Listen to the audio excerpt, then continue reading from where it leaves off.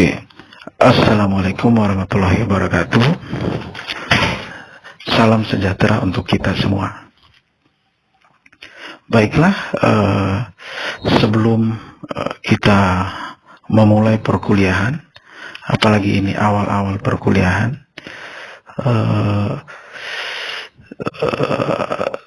perkenalkan, nama saya Amrin. Kemudian saya mengajar mata kuliah matematika teknik, jumlah SKS-nya 3. Kalau sebelumnya saya sempat mengajar kalkulus 1, kalkulus 2, itu SKS-nya masing-masing 2.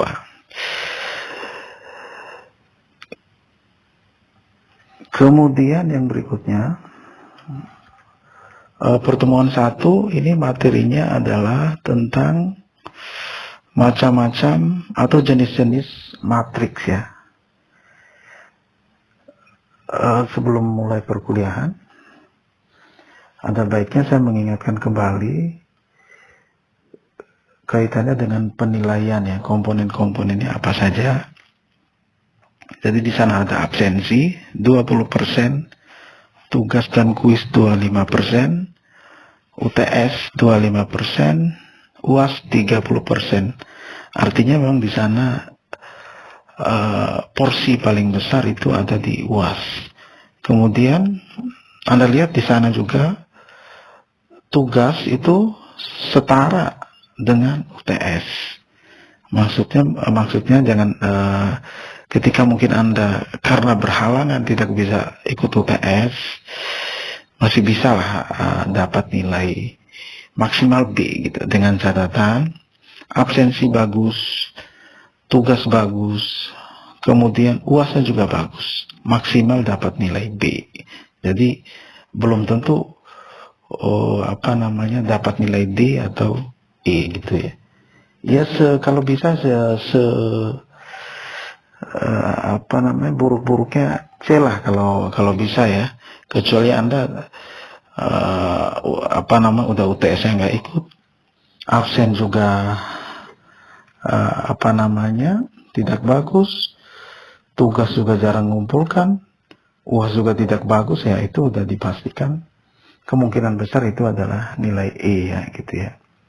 Jadi Anda lihat di sini di kita ini absensi itu punya pengaruh yang besar gitu ya. Saya pernah melakukan simulasi gitu ya. Jadi ada mahasiswa kehadirannya 100, tugasnya juga bagus, 90-an ke atas rata-rata kalau di rata-rata. Tapi pada saat UTS 50, UASnya 50, artinya cuma bisa benar setengah UTS, UAS juga bisa benar setengah. Nah, Anda bisa hitung dengan formula ini, itu nilai akhirnya adalah sekitar B gitu, jadi di angka 70. Nanti coba Anda hitung di rumah ya gitu ya. Jadi maksud saya Anda harus memberikan perhatian yang lebih untuk absensi ini, karena sangat berpengaruh terhadap nilai keseluruhan. Artinya walaupun nilai UTS UAS Anda jatuh, tapi bisa ditutup oleh nilai absensi ya. Kemudian yang berikutnya, karena tadi materinya tentang matriks ya, ini bukan film matriks ya gitu ya. Jadi ini sebenarnya kita masih mengulang ya pelajaran waktu kita SMA gitu ya. Ini definisinya matriks adalah susunan segi 4 siku-siku dari bilangan-bilangan gitu ya. Bilangan-bilangan dalam susunan tersebut dinamakan entry dalam matriks, atau ada yang mengatakan elemen dari di beberapa buku juga ada yang dinamakan elemen dari matriks atau anggota dari matriks gitu ya. Kemudian ini ilustrasinya matriks, ini berukuran M kali N. Jadi biasa matriks itu ada kurung Kurawal seperti ini ya gitu ya. Jadi kalau dia berukuran M kali N, itu maksudnya M itu menunjukkan baris, N itu menunjukkan kolom. Jadi ada matriks berukuran 5 kali 4. Itu artinya barisnya ada 5, kolomnya ada 4.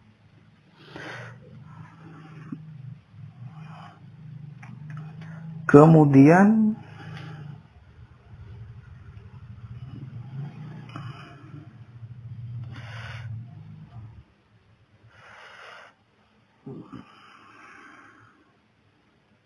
sebentar, ini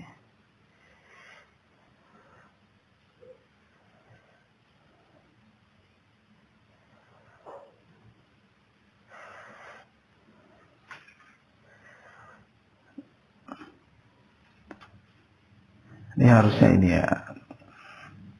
Oke, lanjut ke macam-macam matriks. Di sini ada matriks bujur sangkar, matriks diagonal, matriks identitas, matriks transpos, matriks simetri, kemudian matriks 01 atau 01, matriks inverse. Kita coba lihat satu persatu. Yang pertama adalah matriks bujur sangkar gitu ya. Nah, matriks bujur sangkar adalah, kita tahu kan bujur sangkar itu panjang dan lebarnya itu sama ya, garisnya atau sisi-sisinya ya gitu ya, atau rusuknya. Itu adalah matriks yang banyaknya kolom sama dengan banyaknya baris. Ini ilustrasinya ada matriks A 3 kali 3 gitu ya. Berarti kan jumlah barisnya 3, kolomnya juga 3. Nah, itu matriks bujur sangkar. Pokoknya dia kalau jumlah baris sama jumlah kolomnya sama, itu adalah matriks bujur sangkar. Kemudian yang berikutnya adalah ada matriks diagonal. Ini adalah matriks bujur sangkar ya, yang semua elemennya sama dengan 0, kecuali elemen pada diagonal utama. Nah, Anda bisa lihat di matriks D ini ukurannya 3 kali 3. Diagonal utamanya 132. Selain itu adalah 0. Itu adalah matriks diagonal. Kemudian yang berikutnya, matriks identitas, itu lebih spesifik lagi, adalah matriks diagonal dengan semua elemen diagonalnya nilainya 1. Jadi Anda bisa lihat matriks I ya, atau identitas, ukurannya 4 kali 4. Jadi di diagonal utamanya itu 1, 1, 1, 1.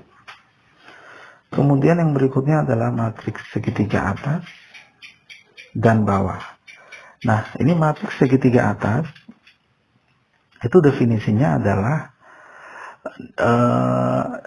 sama matriks bujur sangkar dengan AIJ sama dengan 0. Nilai elemennya itu 0 untuk setiap I lebih besar dari J. I lebih besar dari J itu kata lainnya adalah di bawah diagonal utama. Anda lihat di sana kan angka 0 gitu. Kebalikannya adalah matriks segitiga bawah. Itu adalah ketika nilai elemennya itu 0 untuk setiap I kurang dari J. I kurang dari J itu kata lainnya adalah di atas diagonal utama gitu ya. Kemudian yang berikutnya, jika A adalah matriks segitiga bujur sangkar berupa segitiga atas atau segitiga bawah, maka nilai determinannya itu adalah hasil kali dari diagonal matriks tersebut. Ini contoh gitu ya. Jadi Anda langsung fokus aja ke diagonal utamanya, determinannya gitu. 2 diagonal utamanya 2 min 3 6 9 4 itu dikalikan ya. Karena kalau untuk mencari determinan ini matriks 3 kali 3 saja kan yang pernah kita pelajari waktu SMA kan agak panjang ya gitu ya. Kemudian yang berikutnya adalah matriks transpos. Ini konsepnya adalah dia baris dan kolom ditukarkan. Artinya baris pertama jadi kolom pertama, baris kedua jadi kolom kedua, baris ketiga jadi kolom ketiga, atau boleh sebaliknya. Contoh, ada matriks A, 1, 2, 3, baris pertama, 4, 5, 6, baris kedua. Maka A transpusnya baris pertama tadi jadi kolom pertama. 1, 2, 3 tadi dia menjadi kolom pertama, 4, 5, 6, baris kedua dia jadi kolom kedua. Kemudian yang berikutnya adalah jika A adalah suatu matriks berukuran M kali N, maka transpos A dinyatakan oleh A, kemudian oleh A dan didefinisikan dengan matriks N kali M. Karena dia berubah tadi ya, baris jadi kolom gitu ya. Ini contoh misalnya matriks A ukurannya adalah di situ adalah 2, 3. Maka transposnya ukurannya adalah tinggal dibalik saja 3, 2 atau 3 kali 2 ya. Ini beberapa sifat matriks transpos. Yang pertama A plus B transpos, maksudnya kalau dalam kurung itu, yang di dalam kurung itu kita proses dulu, baru nanti hasilnya itu transpos, kita transpuskan. Itu nanti dia sama dengan A transpos, matriks A kita cari transposnya, ditambah matriks B kita cari transposnya. Kemudian sifat yang kedua, A transpos kalau ditranspuskan lagi balik lagi ke A. Kemudian yang ketiga, A kali B dikerjakan dulu dalam kurung ya. Transpos itu sama dengan B kali B transpos kali A transpos. Jadi bukan A transpos kali B transpos gitu ya. Kemudian KA transpos, di mana K itu adalah konstanta ya, A itu adalah matriks. Konstanta misal 2, 3 dan seterusnya. Itu sama dengan K dikali A transpos. Kita lihat, ini mungkin pembuktian yang nomor 1 ya, gitu ya. Jadi kalau misalnya ada matriks A, itu komponennya, matriks B komponennya B11 dan seterusnya. Kalau mungkin digambarkan dengan angka mungkin lebih ini ya, lebih terlihat gampang ya. Jadi kalau nanti dicari A plus B-nya, penjumlahan matriksnya, matriks A ditambah B, itu sebenarnya yang kita jumlahkan itu yang elemen yang posisinya sama, itu dijumlahkan. Contoh misalnya, A11 dari matriks A dijumlahkan dengan B11 dari matriks B, dan seterusnya, gitu ya. Nah, anggaplah hasilnya seperti itu, bisa dilihat sendiri. Maka A plus B transpos tadi ya, dia berubah ya. Kolom pertama jadi atau baris pertama jadi kolom pertama, baris kedua jadi kolom kedua. Atau bisa juga misalnya kalau masing-masing matriks tadi kita cari dulu transposnya, A transposnya ini hasilnya gitu ya. Kemudian B transpos seperti konsep yang kita jelaskan di awal tadi ya. Maka A transpos ditambah B transpos itu nanti hasilnya akan, kalau penjumlahan tentunya tadi yang saya jelaskan tadi, elemen yang posisinya sama itu yang kita jumlahkan. Jadi nanti A11 dijumlahkan dengan B11, kemudian A21 dijumlahkan dengan B21 dan seterusnya. Nah itu hasilnya akan sama dengan yang sebelumnya. Jadi terbukti ya sifat yang pertama. Kemudian sifat yang kedua, anggaplah ada matriks A, A11, A12, A13 dan seterusnya. Maka kalau kita cari A transposnya, baris pertama jadi kolom pertama, baris kedua jadi kolom kedua, maka ketika mau ditranspos lagi, transpuskan lagi, maka dia akan balik lagi sebenarnya ke asal. Ini bisa dibuktikan A transpos tadi. Anda lihat di sana A11, A12, A13 itu kolom pertama dibalikin lagi kan gitu, jadi baris pertama. Kemudian kolom kedua dibalikin lagi jadi baris kedua.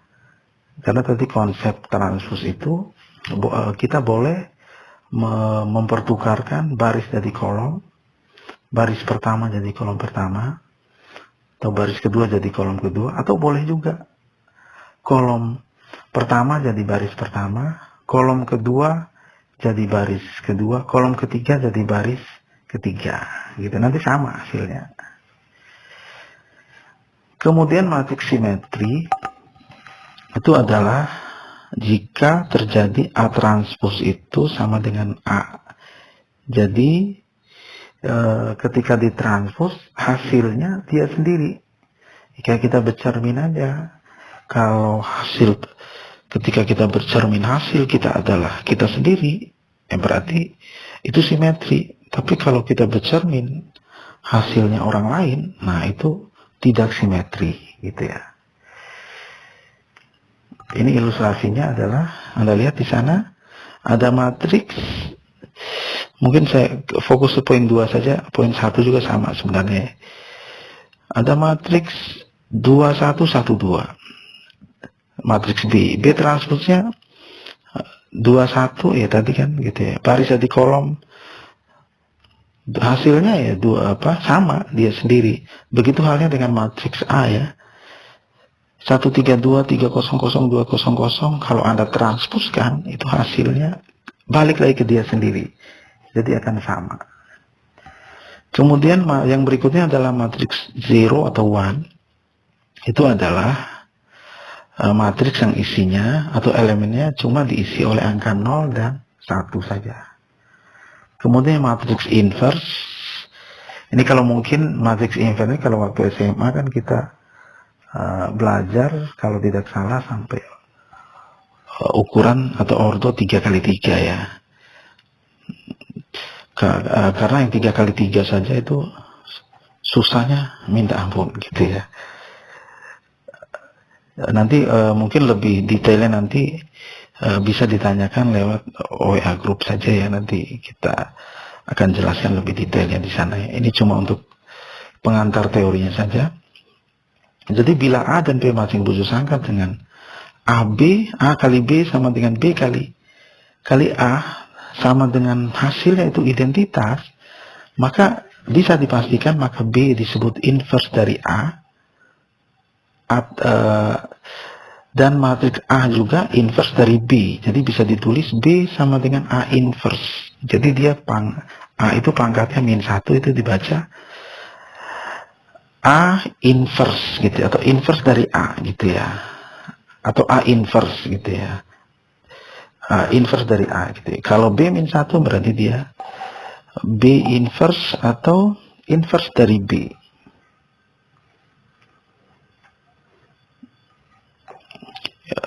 Kemudian ini masih kaitannya dengan inverse tadi.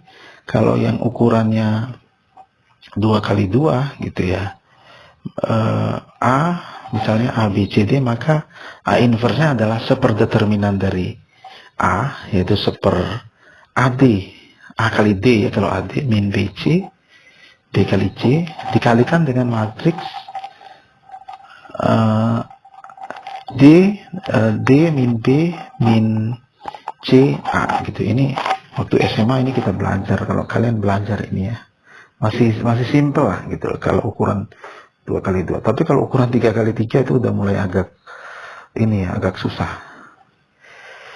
Nah ini yang ukuran 3x3 nanti lebih jelasnya nanti kita lewat diskusi lewat WA grup ya.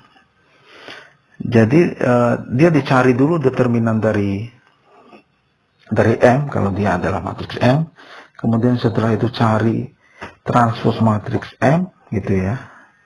Setelah dicari matriks M, cari adjoint matriksnya, menggunakan rumus M inverse atau inverse dari M itu adalah sama dengan determinan M dikalikan dengan adjoint M. Nanti mungkin lebih detailnya nanti kita diskusi di WA group saja ini ya. Karena ini baru pertemuan pertama, baru pemanasan dulu ya.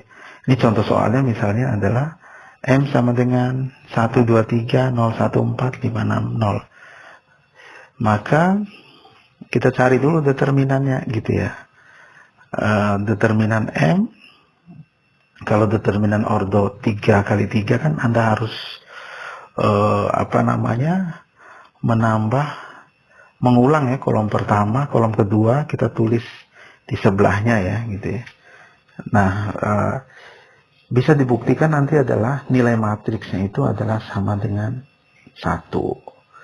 Kemudian transpose matriks M atau M transpose itu nanti adalah 105 tadi 123 jadi baris, kemudian baris kedua dia jadi kolom kedua, baris ketiga jadi kolom ketiga.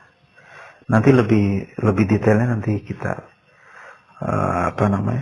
via diskusi mungkin WA group lah gitu. Karena ini agak panjang nih ceritanya gitu ya. Oke, itu saja mungkin pemanasan pertemuan pertama ya. Mudah-mudahan bermanfaat. Oke, saya akhiri perkuliahan pertemuan pertama ini. Saya akhiri. Wassalamualaikum warahmatullahi wabarakatuh. Mudah-mudahan kita salam sejahtera. Mudah-mudahan kita dalam keadaan sehat semua. Salam sejahtera untuk kita semua.